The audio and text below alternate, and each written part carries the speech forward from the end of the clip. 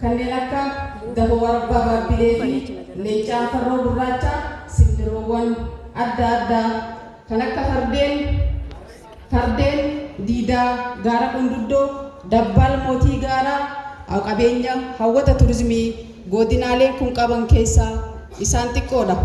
Harargee yoo jennu sagantaan reediyoo Hararii fi gaazexeessaa Jaafar Alii dubbii miila bakar kan ittiin yaadatamu handhuura qabsoo fi aartii Oromoo rasaasni jalqabaa qaanqee bilisummaa Oromoo irraa itti dhuka'e bakka irraa dhuka'e biyya hayyoota kumaaf kitilaa wiirtuu gadaa odaa bultum giddugalli ilmaan bareentumaa seenaa aadaa fi eenyummaa isaa kaleessaa afoolaan dabarsuuf ummata dhufe ta'uu ragaatu ba'a.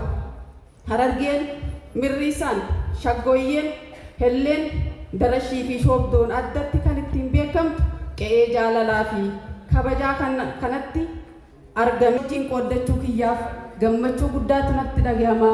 Baga abbaa carraa taatan gammanne baga waliin gammanne jechuun barbaada.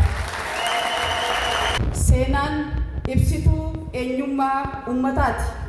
Taateewwan kaleessaa irraa barannee har'a hojjannee boruu keenyaaf kan ittiin ijaarruudha. Seenaan ida'ama taatee ummata kaleessaa fi har'aati. Dhaloonni seenaa hin beekne madda isaa beekuuf rakkisaadha. Oromoon sirna gadaa ijaarratee eenyummaa afaanii fi seenaa isaa tiisee dhalootaan gahee jira. Dhaloonni kunis seenaa abbootii isaa tiisee seenaa abbootii kaleessaa irraa dhaaleen seenaa mataa isaa dalaguu irratti argama. Instituutiin qorannoo fi qo'annoo Oromoos ergamoota gurguddaa qabate keessaa ijoon seenaa kaleessa dabre qorachuudhaan hojii tokko ta'ee seenaa har'aa ammoo akka dhalootaaf ta'utti katabuudhaan jaarmaa ergama isaa guddaa fudhatee hojjechaa jiruudha. Hacuuccaa fi cunqursaa akka sabaatti nurra gahaa ture uummanni Oromoo afaan isaatiin dubbatee eenyummaa isaa akka hin dagaagfanneen sirnoota gita bittaa darban keessatti kallattiinis ta'ee alkallattiidhaan irratti hojjetamaa turee jira. Kanarraa kan ka'e seenaa saba guddaa kanaa yeroo dheeraadhaaf karaa ummaticha madaaluun barreeffamaa hin turre. Eenyummaa Oromummaa afaan duudhaaleen barsiifannii fi gootummaan ummatichaa kayyoon ummata kanaa barreeffamaa taa'aa dabarfamaa kan hin turredha. Kunis dhaloonni kun seenaa isaa akka hin baranneef irratti hojjetamaa kan turedha. Ummanni kun mirga abbaa biyyummaa isaa kabachiifachuun qabsoo hadhaawaa taasisaa ture. Gama biraan birmadummaa fi ijaarsa Itoophiyaa keessatti wareegama qaalii kafalaa ture.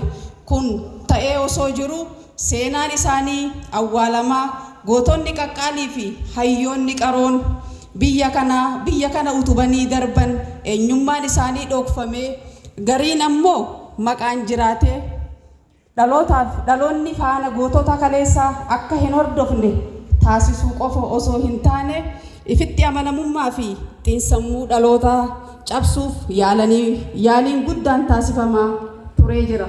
Kuni ammoo sodaa uummata kana irraa kan ka'e utuu isaan sodaa uummata kanarraa kan ka'e ta'uun shakkii hin qabnu. Kan sodaatanis du'a, kan hin hafnes du'a jechamni jedhu har'a dhugaa ta'a. Goototni keenya qaqqaaliin dukkana kaleessaa keessatti Oromummaa gadi dhaabanii ittiin wareegamanii dhaloota kana dhaalchisaa seenaa dalagaa darban.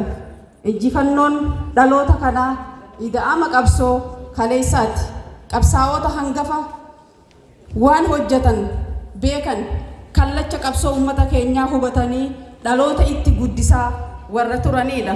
Hayyoonni gameeyyiin warri akka Profeesar Muhammad Hassan, Profeesar Tasammaa Taa'aa, Profeesar Asmaroob Laggasaa fi kan biroos seenaa uummata keenyaa dabe qajeelchuuf carraaqqii isaan taasisaa turan injifannoo bu'uura irraati. Kitaabni seenaa Oromoo Harargee Instituutii Qo'annoo fi Qorannoo Oromootiin barreeffame dogongora seenaa kaleessaa sirreessuun dhaloota seenaa sirrii dhaalchisuu giddugala kan godhatedha. Oromoodhaaf gochaan jiraatanii warri darbanii fi ammas jiraachaa warra jiran ummata isaanii waliin wal barsiisa. Oromoon kaleessa eessaa ka'ee sadarkaa kanarra akka gahe eessarraa ka'ee garam deemuu fi kan jiru kan nu barsiisudha. Haala jiruu fi jireenya saba kanaa aadaa, duudhaa, eenyummaa fi falaasama sirna gadaan akkamitti ijaaramee akka jiraachaa ture hubanna.